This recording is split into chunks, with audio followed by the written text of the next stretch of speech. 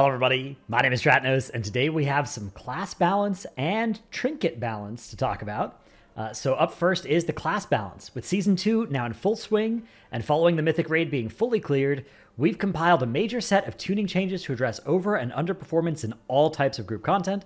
We're planning to make the following adjustments with scheduled weekly maintenance on Tuesday, March 25th in this region.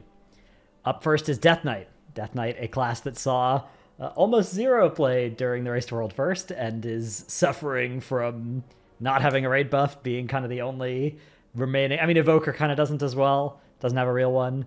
But yeah, it's hard to play the Death Knight if the Death Grip isn't good, and this tier, the Death Grip wasn't good, and the damage of the DK specs wasn't phenomenal or anything. So let's see what changes they've got to kind of help them out. Frost. All ability damage increased by 4%, does not apply to PvP combat. The problem with Unholy is they can't really buff it because Unholy is already sick in M+, so they can't really buff it for the raid without actually doing a carefully targeted, buff some parts of the kit, nerf others type thing, which I guess wasn't happening for this particular tuning pass. Both the DPS DK specs aren't that bad. They're just, they don't do Windwalker DPS or any kind of like incredible DPS, and they don't bring any incredible, irreplaceable utility. So they kind of are just hard to bring unless a really good DK, and then you can still play with one in almost all levels of the game, but you won't see them in the Race to World First or anything. Okay, up next, Demon Hunter. Vengeance. Deflecting spikes now causes demon spikes to increase parry chance by 10%, was 15%. So this is a small nerf to Demon Hunter Vengeance survivability, mostly in a Mythic Plus setting.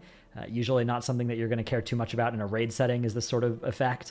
But yeah, in Mythic Plus, you're going to take a little bit more damage on big pulls and medium pulls as well. Druid balance.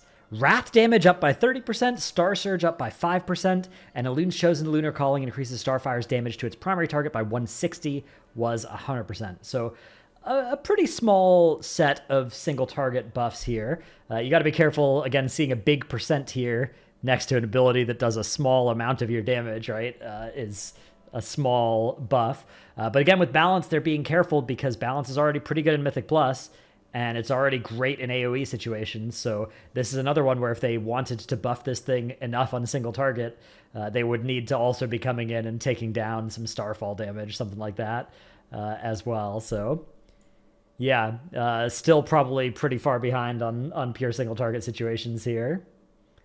Guardian, Druid of the Claw. Dreadful wound damage increased by 20%. Empowered shapeshifting increases swipes damage by 12% and mangles by 25%. And Wild Power Surge's bonus to rip damage has been nerfed to 200%, was to 25%. So Druid of the Claw is getting a little bit more in some of the sort of default damage of it, and a little bit less into that big rip that you can put out every 6 mangles. My guess is that this is probably net buff, and it's like slightly less of a buff the better of a player you were on single target, and the more, because the better players on single target were getting more of this rip damage than the worst players. But even still, I think with this here, this is going to be a buff for almost anybody playing Druid of the Claw, which is not a lot of people this tier, but that's a fun spec. Evoker, Devastation. Fixed an issue where the final tick of Disintegrate would not benefit from Titanic Wrath or Iridescence while talented into Azure Celerity. And then the dev notes, the narrow bar raid set bonus was too strong and was causing players to not want to equip new gear from Undermined. We're reducing the narrow bar tier set's effectiveness and buffing the new Undermined set to encourage people to use the newer items. This is something they'll do pretty often whenever that's true. I think in most cases the devs were still swapping to the new set, but it was like it needs to be a big eye level jump as well, and it feels kind of bad, and it depended on the fight as well, whether you wanted to or not. So the narrow bar 4-piece now reduces the cooldown of Shattering Star and Eternity Surge by 1 second, was 4, so huge nerf to that one. And then the Undermine 2 set now casts Shattering Star at 100% effectiveness, was 50. The chance for the 2-piece to trigger is now 25% more. And the 4-piece increases the damage of your next Empower spell by 25% per stack, was 20%. So this is a pretty large buff to the Undermine set bonus, and a pretty decent buff to Dev, a spec that is already quite good, I think. This is a spec that my guild's playing 2 of them, and pretty consistently, they're 1 and 2 on our meters on a lot of pulls of a lot of bosses. So I think this is going to be a very, very, very good spec, and I would not be surprised if it were going to catch a nerf at some point in the next couple of weeks or something. Yeah, because I think this spec is very good. And now that the set bonus is going to be very good as well, that's kind of the one thing that was bad about it. Augmentation. So Augmentation obviously has been kicked off a cliff in terms of competitive usage this patch. It's completely unused among top guilds and also in Mythic Plus, right? They basically have been removed from the high-end metagame. After our last round of tuning, we were pleased with Augmentation support capabilities, as that's the strength of the spec. However, their personal damage contribution is lower than we'd like. We're buffing their personal damage to bring their overall output up without further increasing their support contributions. Damage of all spells and abilities increased by 15%. So this is not a 15% buff to Augmentation, because most of Augmentation's value comes from the Ebon Mites that they're putting on people, right? The Breath of Eons, which isn't damage of their own spells. So this is a much smaller buff than that, but it's still a moderate buff to Aug.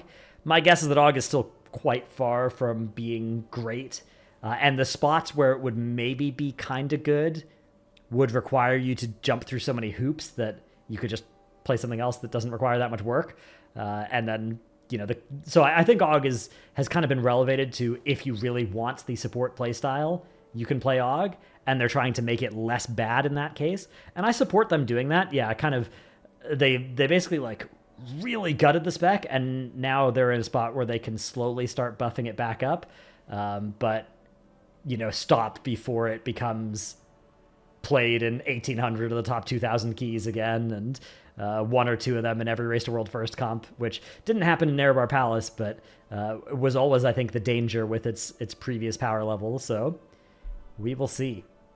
Preservation. The Narrowbar tier set bonus was too strong. It caused players to not want to equip newer gear from Undermine. We're reducing the Narrowbar set effectiveness and buffing the Undermine one. So the Narrowbar one is being nerfed in half to 5% per stack from 10 on the 4-piece. Healing of all spells and abilities increased by 5%. That's not a set bonus thing. That's just a baseline buff to Prez. Spirit Bloom healing increased by 20%. Energizing Flame refunds 80% of the mana cost of Living Flame when used to attack an enemy target, was 50%. Disintegrate damage increased by 25% for Preservation, and Living Flame damage increased by 25% as well.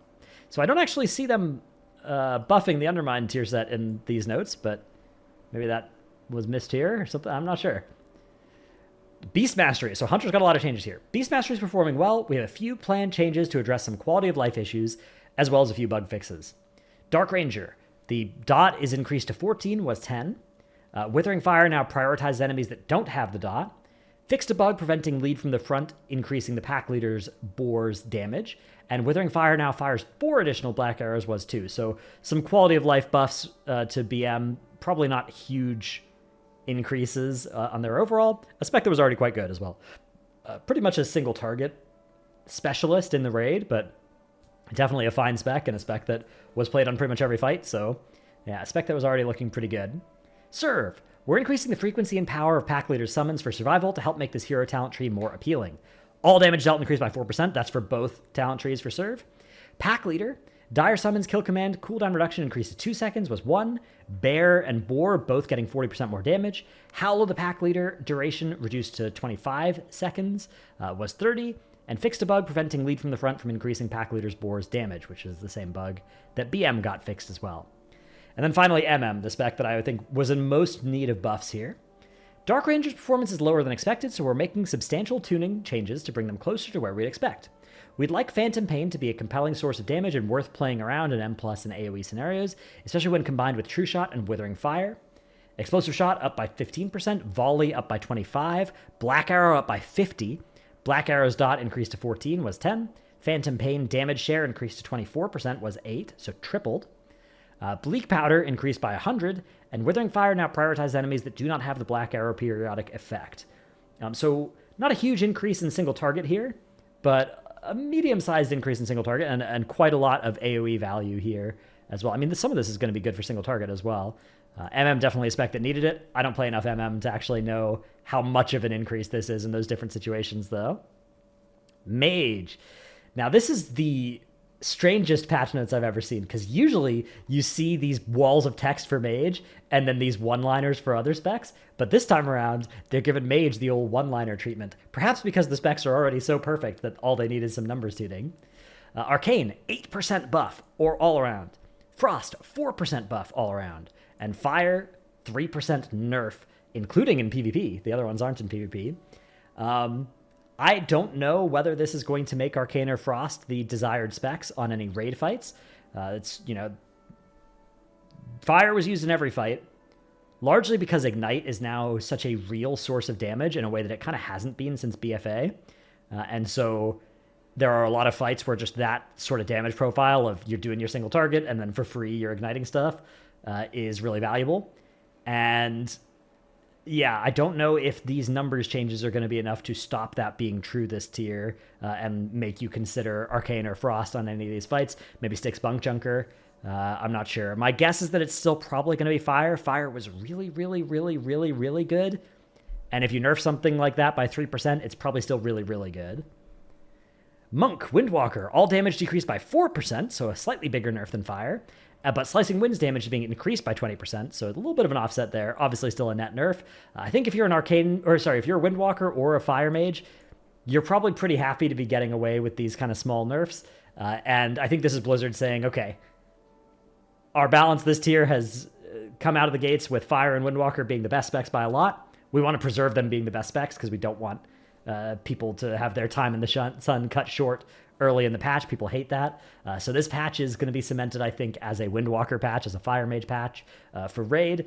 And they are just going to try and squish it so that they're not the outliers by as much anymore. But my guess is that Windwalker are still going to be an outlier on the upward end compared to all other melee DPS.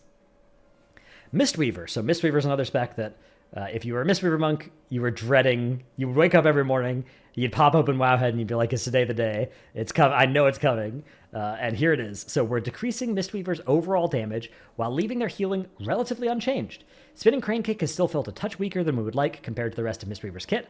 So we're increasing damage of Spinning Crane Kick alongside these changes. All damage decreased by 25%. Jadefire Teachings now increases Ancient Teachings transfer amount by 215%. Does not apply to PvP combat, so this kind of offsets the healing side of that. A Spinning Crane Kick up by 15%, and Awakened Jadefire now transfers 120% of damage done, was 110%. So healing is going to go down a little bit. Damage is going to go down by quite a lot. Probably still going to be the highest DPS healer. Definitely not the end of the world for Mistweavers. Definitely not the worst case here. It seems like, again, Blizzard's going to kind of let it be a Mistweaver tier for the raid and not... Because they kind of shot Preservation by more than this last time, and it made it so that if you were playing later than... like if you were playing on week 5, week 10, you'd probably want to use a different comp than the Race to World First did. And this doesn't really do that to Mistweaver. Like if you've got somebody playing a geared good Mistweaver in your guild, you're going to want to keep them doing that. Rather than, say, swapping somebody off of their Prez Evoker after the nerfs came through to it last time around. Brewmaster, a 3% increase to all ability damage, and the Undermine set bonus now increases the damage of your next 2 Blackout kicks by 250%, was 150%. So a little increase in damage for Brewmaster, not a huge change either way to survivability or even really damage. I mean, 3% is pretty small for a tank spec like that. Holy Paladin. Okay, so Holy Paladin was a spec that you were opening Wowhead every morning like, okay, is it here? Is it here yet? And now it's here. Holy Paladin's throughput has been below our targets, so we're combining an overall buff with targeted increases to a few spells we'd like to feel particularly more impactful. All healing up by 3%, Word of Glory and Eternal Flame additional 20%, Light of Dawn additional 20%, Holy Prism AoE additional 30%, and Holy Prism single target an additional 50%, and then Shield of the Righteous damage is going up by 30% as well. Ret also is getting a small change here of Final Verdict damage going up by 20%, so a little Ret single target buff here. But yeah, the Holy changes are nice. Holy Paladin is one of the most conditional raid healers in that fights like Styx Bunk Junker, which spread everybody out, are really bad for Holy Paladin. Fights like Sprocketmonger Lock-and-Stock, where everybody's stacked up, are really good for them. And basically, pre these buffs, Holy Paladin was like slightly worse than the good healers on Sprocketmonger, and unplayably worse on fights like Styx. And now, hopefully, it's going to be slightly better, or at least the same. as the good healers this patch in the situations where people are stacked up enough for it. And then it's not like unplayably bad at the fights where it is, it's not well suited to it, which is good. I think Holy Paladin deserved some attention, and I hope that they're willing to give it more if it needs more after this. Holy Priest. Our aim with this Holy Priest tuning is to increase healing from weaker spells and talents. We're also tuning up Oracle to improve its viability. Prayer of Healing, 25%. Prayer of Mending, 20%. Renew, 60%. Lightwell, 30%. Divine Image, healing and damage, both up by 20%. Holy Fire, 20% more damage. Renewed Faith increases healing done to allies with Renew by 10%, was 6%. Renews from Empowered Renew, now heal for 120% more than a normal Renew, was 60%. And then Oracle, Preemptive Care now increases the duration of Renew by 40%, was 25%. Preventive Measures now increases the healing of Prayer Mending by 40%, was 25%. And the damage of Smite, Holy Fire, Holy Nova by 40% was 25%. I feel like these are reverts of some nerfs that came in at the end of the War Within beta, maybe. But yeah, I think this is good. Holy Priest definitely has fallen way behind Disc this tier in terms of usability. And that's always, whenever that's true on the healing side, it's especially true for damage as well, right? Where the Disc is just doing a bunch of damage for free. Although there have been some patches where Holy Priests crank with Holy Fire damage as well. But yeah, this time around, I don't know. I think this is good. I'm not enough of a Priest expert. I'm sure Jack's already got a video out where you can go watch to see exactly what this means for the healer side of things. Shadow, all damage done reduced by 3%, so small nerf to Shadow. Shadow was another huge overperformer this tier. It wasn't fantastic at the last 2 bosses of the raid on Mythic, but it wasn't bad. The main problem it had on Mugsy is just Mugsy's a stupid fight with the stupid jail mechanic, and Shadow does not have a good way to escape that besides Void Elf Racial, which is not a particularly healthy thing. So aside from that, if they fix Mugsy to not be like that, then Shadow's going to be fine there. And Shadow, it's not like, the reason it's not great at Gallywix is that Fire Mage is kind of sucking all the air out of the room in terms of what you want to stack on that fight. But Shadow is the best spec in the game at One-Armed Bandit. It's fine at Sprocketmonger. It's the second best spec at Styx Bunk Junker. And of course, the 3 fights before that are all easy enough that it doesn't really matter. But Shadow's also great at Cauldron of Carnage and pretty good at Rick Reaver, fine at Vexy. So yeah, a great spec this tier, great spec overall. 3% nerf, I think, is very fair. Definitely not an over nerf for this spec either. Discipline. Lenience now causes Atonement to reduce damage taken by 2%, was 3%. So this is going to be one of those nerfs that doesn't show up at all on the healing meters. But this actually, over the course of a fight, did a lot of value, and now it's going to do a third less. Atonement now causes spell damage to heal all targets affected by Atonement for 32% of damage done, was 35%, not applied to PvP combat. This is actually quite a large healing nerf to Disc Priest, right? Like, you see this and you do a little bit of subtraction in your head of 35% minus 32% is a 3% nerf. And that's not right. That's not how that works at all. What you need to do is 32 or 35 divided by 32, right? Or 32 divided by 35, right? And you can see the size of the nerf that way. And in that spot, this is like an almost 10% nerf, something like that, which is pretty substantial to the Atonement healing of Disc Priest. Definitely the most heavy-handed nerf the most heavy-handed nerf in this set of changes here. I think is even more heavy-handed than what they're doing to Mistweaver, because I mean, the healing side of things, it was really strong. Disc ramps were really powerful, but yeah, this is going to really hurt. I was hoping to see some more targeted nerfs to like their cooldown-based healing. Also, I was hoping to not see these nerfs until they nerfed the Mugsy Phase 2 healing check. There's a decent chance that check is going to go, like there will be guilds that will find that check harder next week than this week. Now, of course, there's like 10 guilds in the world or whatever that'll be working on Mugsy over that change, but it's always weird. So hopefully there's just Mugsy changes that are going to be coming out on Monday or Tuesday, and we'll make this irrelevant because, right now the Mugsy Phase 2 check with 5 healers requires still like 3.5 million, 4 million HPS from each healer. And yeah, Disc and Mistweaver getting hit like this is going to make that really rough for even a mid-tier cutting edge guild. If you reach this in 2 months with a 12% damage and healing buff, like that numbers check is still going to be immense. So yeah, hopefully there's some changes coming to that. Rogue Assassination. So they're nerfing the 2 set from Narrowbar Palace. Just want to make sure that you replace that that set bonus as quickly as you can. All ability damage increased by 3%. Mutilate and Ambush are both going up by 40%, which are actually quite substantial parts of the Assassination overall DPS.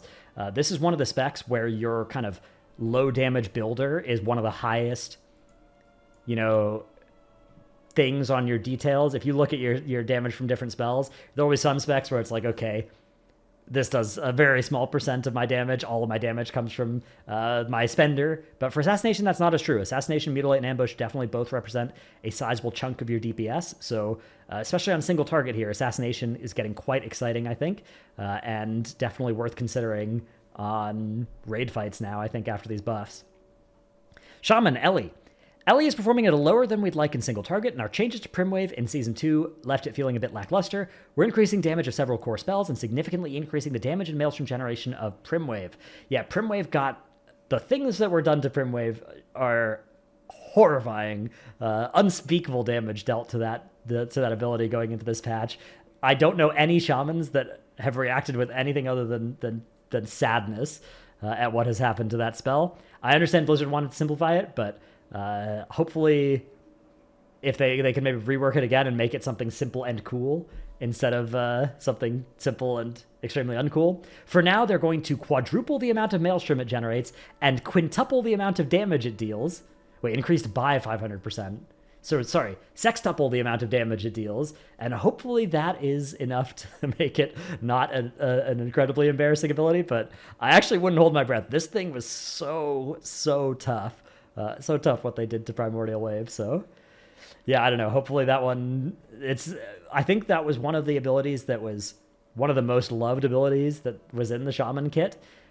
And I understand it may have been somewhat intimidating for newer Shamans because it did a lot of things, right? It's like, this applies a Flame Shock, but you also want a lot of Flame Shocks already out so that you can then Lava Burst a bunch of targets with the free Lava Burst it gives you. And you don't want to press it when you've already got... in various spots in your rotation, but I don't know. They need to... Maybe just making it do a lot of damage is going to work. Although I honestly, the amount of damage it used to do up by 500%, I still don't know if it's going to do a lot of damage. It was so little. They're also buffing Lava Burst and Lightning Bolt by 8%, Ice Fury by 8%, and Frost Shock also by 8%. So this is a lot of the single target abilities in the Elemental kit going up by 8%. Hopefully this is enough to make them, a consideration in the raid, which they really weren't this tier, which was a shame. Elemental's a cool spec, and I hope that people can play it, because it's really cool. Except for what they did to Primwave. That was not cool. Resto. Undermined 2-set bonus. Fixed issue caused Totemic Projection to apply insurance while using Surging Totem, and then the set bonus insurance healing is increased by 30%. Now, my understanding is that this is net nerf still to Resto, but hopefully not a huge one. Demo, all damage increased by 3%. Prot Warrior, Shield Slam reduced by 5. Colossus, there are a bunch of nerfs here to One Against Many, Tide of Battle, and the Practice Strikes bonuses. And then Mountain Thane is actually getting buffed here, so they're sort of the opposite of what they... Last patch, they kept buffing Colossus and nerfing Mountain Thane, and now they're sort of reversing that. It's like, ooh, Colossus is too good now. But yeah, Prot Warrior, single target is going to go down quite a bit here, which it was a lot of damage. Colossus Prot Warrior. My understanding is there was a hotfix that was supposed to be for arms that also applied to Prot Colossus, and that's part of the reason why it's doing so much damage. It looks like that's not being reverted yet, but it's still, this spec does so much damage. So then we've got some PvP changes. They're doing some healing reduction stuff to reduce stalemates, so kind of some dampening in RBGs and stuff. Bunch of changes to PvP things. But we don't read those in these videos because this is a PvE channel. So if you're interested in some PvP patch notes, I'll put the links in the description to this stuff. We also have some trinket changes coming. So they basically have buffed a bunch of trinkets that have damage effects. Crucially, I think most significantly in here, we have a buff coming out to the Noggenfogger Ultimate Deluxe Delve Trinket, which I think now is going to make it potentially a pretty exciting option, depending. So something to maybe sim, but also just basically everything, Candle Confidant as well, a trinket you may remember from last season. That's potentially going to be quite good for casters. Some of these less used trinkets from the raid and from keys, basically anything that had damage dealt as part of the trinket's effect. except for Eye of Kazan, even though that technically has damage on it. They're not buffing that side of things, which is good. But yeah, there's not a good post yet from Blizzard of these buffs. This is just hotfix, but apparently it's already live. So yeah, check it out. Hopefully, I think the Sims are already maybe have this fix in as well. Z's Thug Hotline in there as well. So maybe that Mugsy trinket, especially a trinket you can potentially get at higher item level than other ones, might be worth considering as well now. Hope you've enjoyed this video. Let me know what you think down in the comments below. Thanks for watching. See you in the next one. Bye.